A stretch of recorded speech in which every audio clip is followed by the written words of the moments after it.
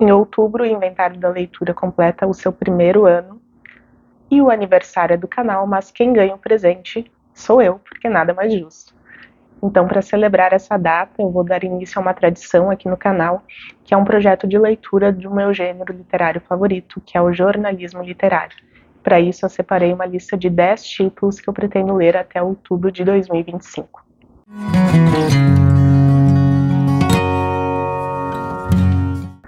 Bom, pessoal, antes de apresentar a lista de livros, eu queria comentar um pouco a relação entre literatura e jornalismo, que não é de hoje e também não surgiu nos anos 60 lá com o novo jornalismo, embora esse episódio seja muito importante. Há quem diga que o jornalismo e a literatura surgiram junto com a capacidade de comunicação do ser humano, antes mesmo da fala, porque o jornalismo conta histórias reais e a literatura, essencialmente, conta histórias de ficção. Mas a gente não precisa ir tão longe, né, para falar sobre isso. Acho que é interessante a gente começar a pensar o jornalismo ali no século XIX, porque em 1830, mais ou menos, surgem os folhetins, que são as colunas em que alguns escritores produziam textos puramente ficcionais dentro das edições de jornal.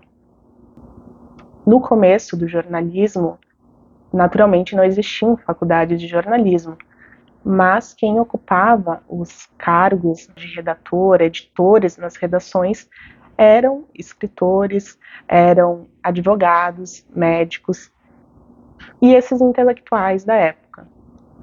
Com o surgimento do folhetim, os escritores tiveram a oportunidade de trabalhar mais o seu lado fantasioso, né, criativo mesmo. Então, os folhetins eram colunas que traziam histórias em episódios e eles sempre terminavam no auge, né, daquela história, porque o intuito era que os leitores tivessem o desejo de comprar as outras edições do jornal para continuar acompanhando o desenrolar dos fatos. Muitos nomes da literatura mundial começaram como jornalistas que escreviam folhetins. A gente pode citar aqui Balzac, Victor Hugo, Machado de Assis, Dostoiévski, Dickens e tantos outros.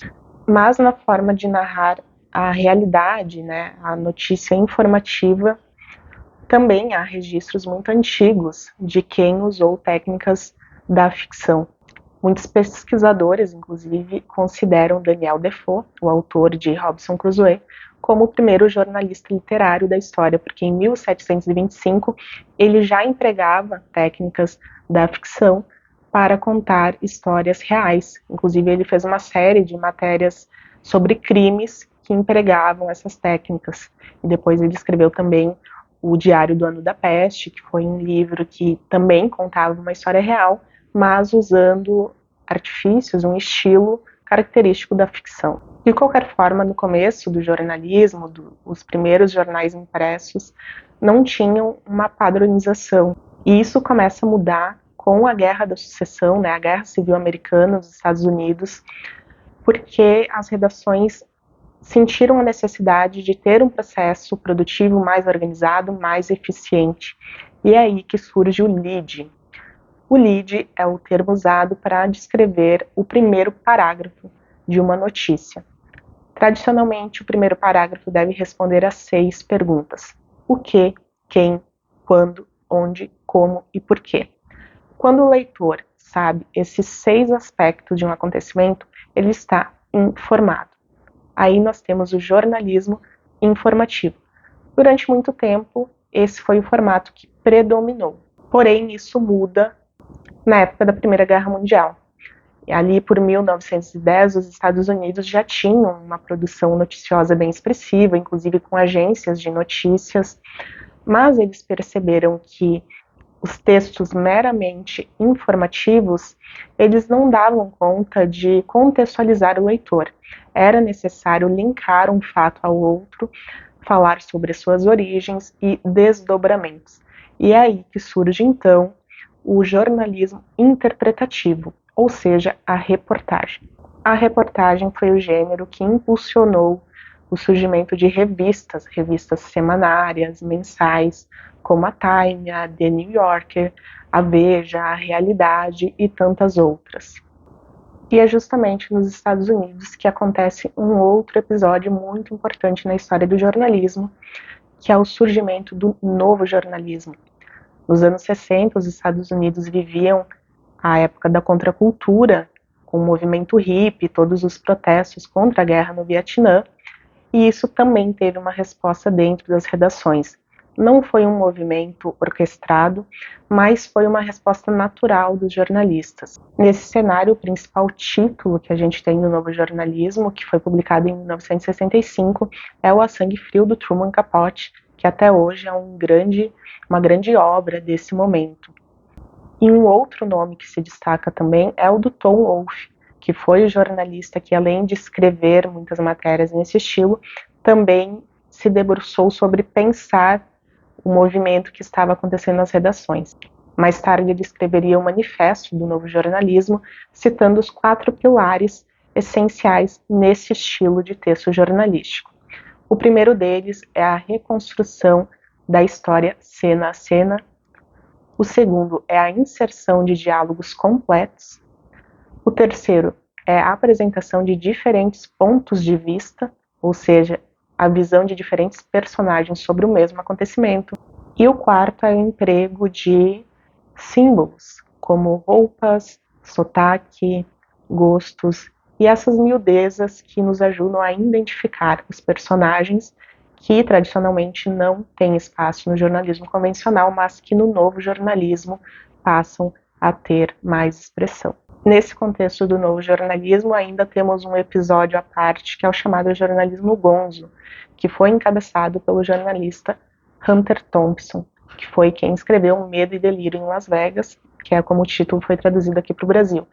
Ele dizia que a objetividade e a isenção jornalística era impossível. E, ao contrário, quanto mais o jornalista se infiltrasse na realidade que ele queria retratar, quanto mais ele se envolvesse no episódio que ele estava narrando, melhor seria o seu texto, que o jornalista deveria viver a adrenalina dos acontecimentos. Tanto que ele acabou indo parar no hospital em uma dessas matérias, né? Mas a reflexão sobre fazer jornalística, ela não parou. Em 2005, um professor da Universidade de Nova York, Robert Boynton, lançou o Novo Jornalismo, em que ele dizia que o novo jornalismo, lá dos anos 60, já não contemplava as demandas da sociedade atual, que o jornalismo ele deveria ser mais ativo, mais engajado politicamente. Inclusive, há uma ala de jornalistas que critica o Tom Wolfe, porque o próprio Tom Wolfe ele era, de certa forma, um personagem da sua própria história.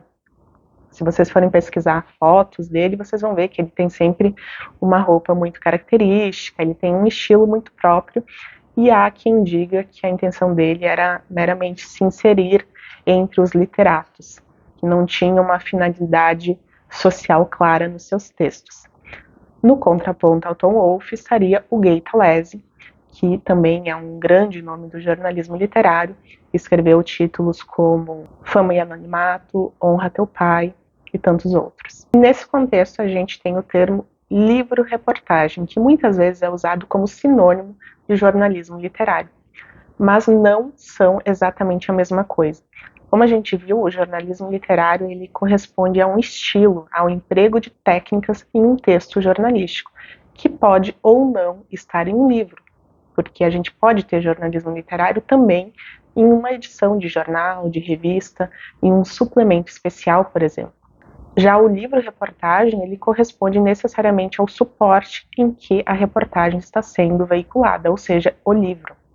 Então, o livro-reportagem, ele é muito mais uma extensão do jornalismo cotidiano do que um estilo à parte. O livro-reportagem normalmente é usado quando um tema ele requer uma ampla pesquisa, ele requer uma busca muito profunda sobre fatos, sobre consequências, origens dos acontecimentos, e geralmente não é possível fazer isso em um veículo tradicional. O jornalismo literário ele tem um compromisso com a verossimilhança, enquanto que o livro-reportagem ele tem um compromisso com os fatos. Por exemplo, a gente tem o livro O Segredo de Joy Gold, que foi um livro que eu li em 2023 ou 2022, se eu não me engano. Mas esse é um livro que vai tratar sobre um personagem excêntrico de Nova York. Se houvesse algum erro na forma como o jornalista conduziu essa apuração, se algum dado sobre a biografia desse entrevistado não fosse verdadeiro, certamente não teria impacto nenhum para mim ou para a comunidade que leu esse livro, independente do país. Provavelmente o impacto seria apenas na vida daquele personagem, ou talvez nem isso.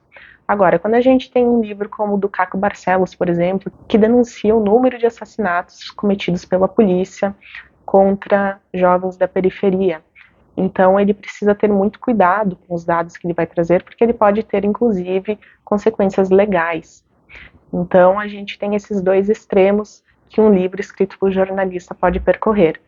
De um lado, a gente tem a investigação, a apuração, no sentido que vai muito, que se encontra muito com aquilo que a polícia faz. E no outro extremo, a gente tem o estilo, a técnica narrativa que conversa com a ficção. Quanto mais a gente pensar num texto que preze pelo estilo, mais liberdade o jornalista vai ter. Quanto mais o compromisso dele for com a investigação, menos liberdade estilística ele terá, porque ele precisa que o seu texto seja claro, que não haja dupla interpretação e ele tem um compromisso com os fatos. Por exemplo, a Daniela Arbex, quando ela traz um livro falando sobre um incêndio que matou 200 e tantas pessoas e ela humaniza os seus personagens, ela traz uma abordagem que nos sensibiliza, ela também está usando elementos do jornalismo literário. Porém, ela precisa ser muito cuidadosa ao trazer o número de vítimas, as informações dos inquéritos, a questão dos laudos e documentos que envolviam o funcionamento da Boate Kiss, por exemplo.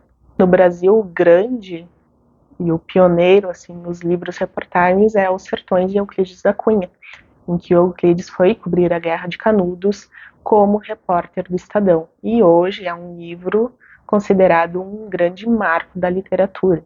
Eu quis trazer esse contexto sobre as nomenclaturas e as definições apenas porque é um assunto que eu gosto e que eu acho que vai nos dar um norte nas leituras que eu quero apresentar nesse projeto. Mas eu vou chamar esse projeto de jornalismo literário por uma questão prática, porque eu acho que é o termo que engloba, de certa forma, tudo isso que a gente falou aqui, e para quem está chegando no canal vai ficar muito fácil de identificar que é uma não ficção escrita por jornalistas. Como eu já comentei em alguns vídeos aqui, eu sou jornalista, trabalhei durante muitos anos em redação de jornal, de revista, assessoria de imprensa, agência de notícias, então esse universo me interessa muito, inclusive nos livros. Eu também vou deixar aqui no box de informação os livros que eu usei como referencial teórico, caso vocês queiram estudar mais sobre isso. E agora sim a gente vai dar início à nossa lista de 10 leituras de jornalismo literário que eu pretendo concluir até outubro de 2025 e sobre todos eles eu trarei vídeo aqui no canal. Não vou prometer para vocês um cronograma com os dias em que os vídeos estarão disponíveis aqui no canal, porque eu não tenho condições hoje de seguir à risca um cronograma. Por isso é importante que vocês se inscrevam para não perder nenhum vídeo. Tradicionalmente eu publico de 2 a 3 vídeos por mês, sempre aos domingos. Então, por favor, se você não for inscrito, se inscreva para acompanhar o projeto. E agora vamos aos títulos. O primeiro livro, então, é O Radical Chic, do Tom Wolfe. Aqui a gente tem 2 reportagens, mas o que mais me interessa são os textos que ele traz no começo da edição, em que ele vai falar sobre o surgimento do novo jornalismo. Ele vai nos contar o que estava acontecendo nos Estados Unidos, qual era o clima nas redações e como também foi a recepção dos escritores tradicionais quando os jornalistas começaram a usar técnicas ficcionais nos textos jornalísticos. Então, essa é uma leitura que faz tempo que eu quero fazer. Foi bem difícil encontrar esse livro, paguei bem carinho nele em sebo. Espero que eu goste. O próximo é um livro brasileiro, do Joel Silveira, um grande nome do jornalismo também. Esse livro se chama a milésima segunda noite da Avenida Paulista. E aqui o Joel Silveira vai trazer uma série de reportagens e perfis que ele assinou. E a reportagem que dá nome a esse livro, na verdade, ela foi escrita a mando do Assis Chateaubriand, que é o grande, né, foi um grande magnata da comunicação no Brasil. O Joel Silveira trabalhava nos Diários Associados e, inclusive, ele foi correspondente de guerra, ele cobriu a Segunda Guerra, conheceu o Remo e tudo mais. E quando ele volta para o Brasil, o Assis Chateaubriand está de mal com um conde, se eu não me engano, lá de São Paulo, porque esse conde quer pegar de volta um prédio que estava sendo alugado para um dos jornais do Assis. E para revidar, o Assis Chateaubriand faz o Joel Silveira ir cobrir o casamento da filha desse conde. Ia ser uma baita festa. Então o Joel Silveira vai cobrir esse casamento com aquele olhar de identificar os excessos, os exageros da burguesia. E o Assis Chateaubriand, ele era um cara tão tinhoso que não apenas isso, ele também acaba descobrindo que a filha de uma operária desse conde, a família desse conde tinha uma fábrica de alguma coisa que eu não lembro, mas uma operária, a filha dela vai se casar no mesmo dia.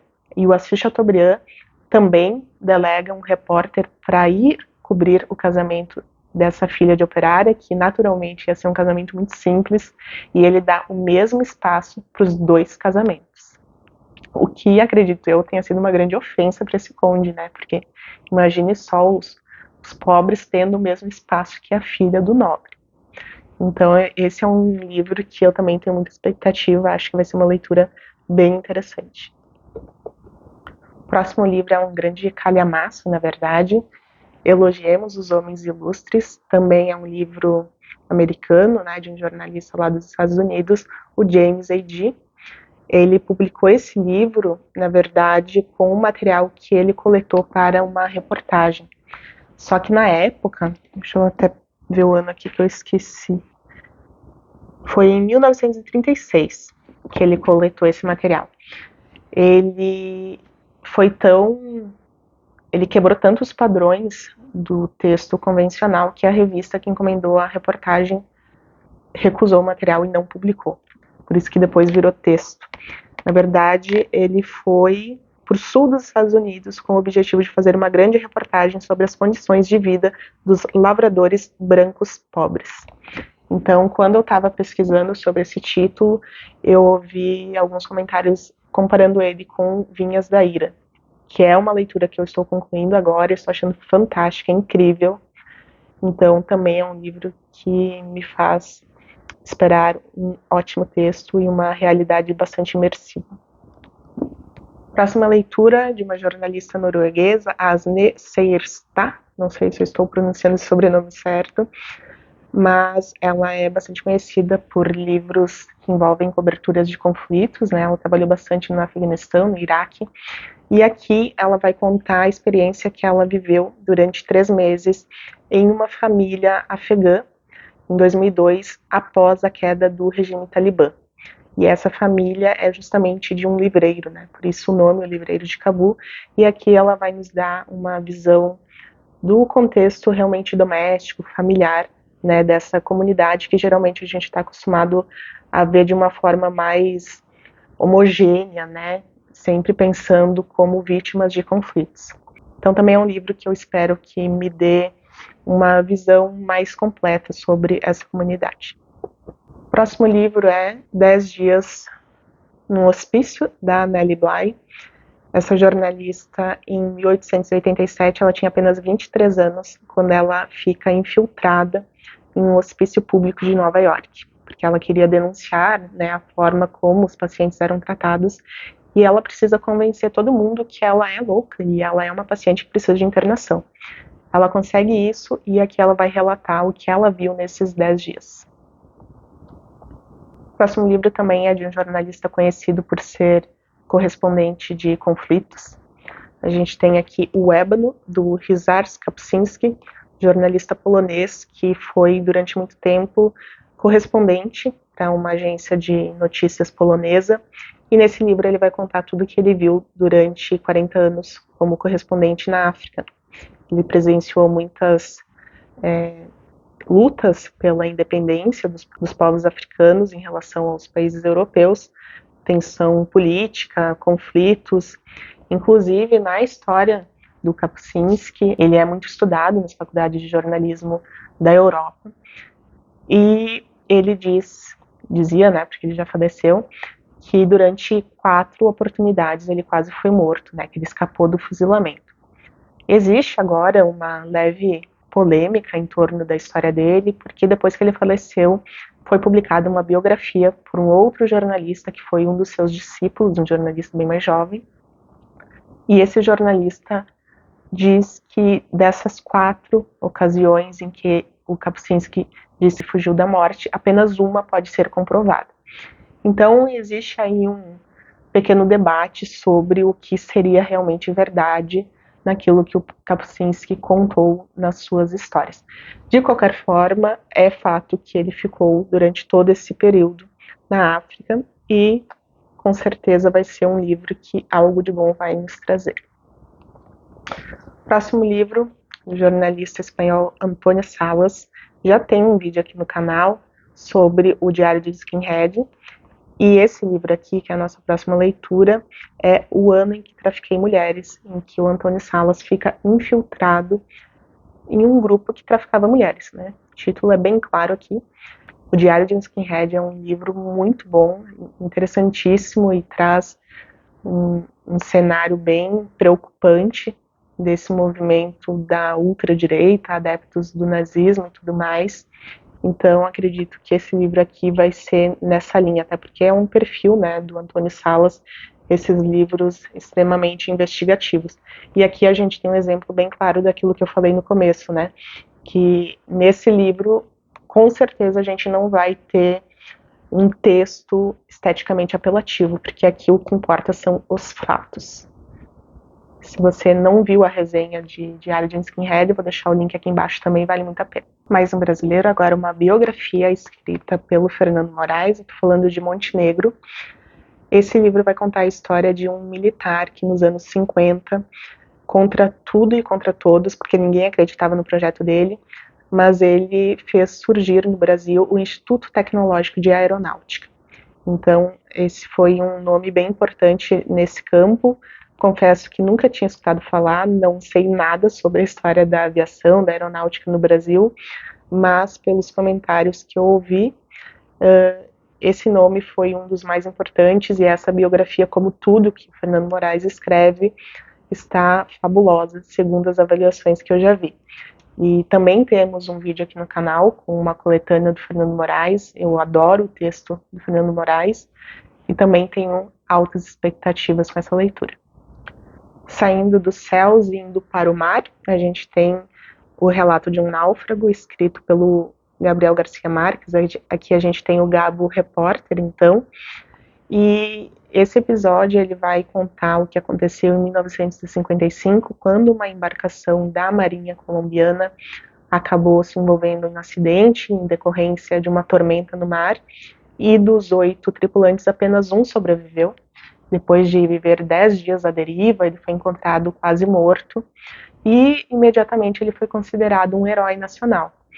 Porém, um pouco depois, o Gabo vai entrevistar ele para tentar reconstruir aquele acontecimento e acaba descobrindo que o que causou aquela desgraça não foi uma tormenta no mar, como o governo estava dizendo, mas sim o fato de que aquela embarcação estava levando contrabando, a carga se soltou e arrastou os tripulantes. E a partir disso, então, naturalmente gera-se uma grande tensão política na Colômbia, que esse marinheiro perde a sua carreira, perde o seu prestígio, e o Gabo por pouco não perde a vida. Inclusive, ele precisa se exilar depois que ele publica isso. Então, também um livrinho curto, mas acho que bastante potente. E para fechar essa lista, eu não tenho a edição aqui, porque eu vou retirar ela na biblioteca. Inclusive, muitos desses volumes que estão aqui também são da biblioteca, mas esse que eu vou falar eu não consegui ainda, que é O Avesso da Lenda, da Eliane Brum. Esse livro vai contar o que ela ouviu das comunidades que foram afetadas pela coluna Prestes, quase 70 anos depois desse acontecimento.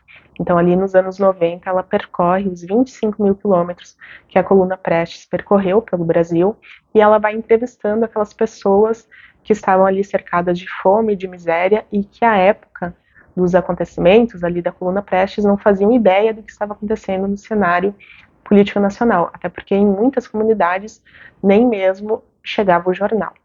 Então ela vai trazer esse relato das pessoas anônimas, mas que viram e testemunharam, né, de perto isso e como elas foram impactadas pela coluna Prestes. Então essas são as leituras que eu separei para o ano 1 do nosso projeto de jornalismo literário.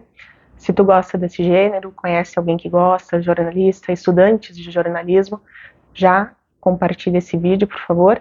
Se inscreve no canal para acompanhar as resenhas. Como eu disse, a gente não tem um cronograma fixo, mas eu me comprometo em ler e resenhar todos eles até outubro de 2025. Acredito que eu vá publicar com um intervalo de um mês ou um mês e meio, cada resenha mais ou menos. Certo? Espero que vocês tenham gostado e a gente se vê nos próximos vídeos aqui do canal. Um abraço!